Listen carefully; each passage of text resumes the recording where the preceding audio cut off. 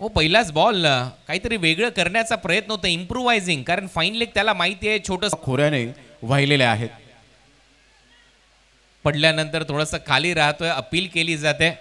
परंतु धावा कराव्या लागतील वेगाने कराव्या लागतील 54चं टार्गेट आहे खचाखच भरलेलं हे क्रीडांगण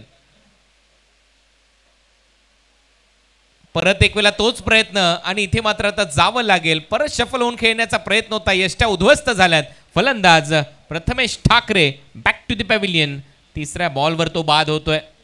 ब्रॉन्झ डकचा शिकार ठरत असताना सध्या प्रथमेश ठाकरे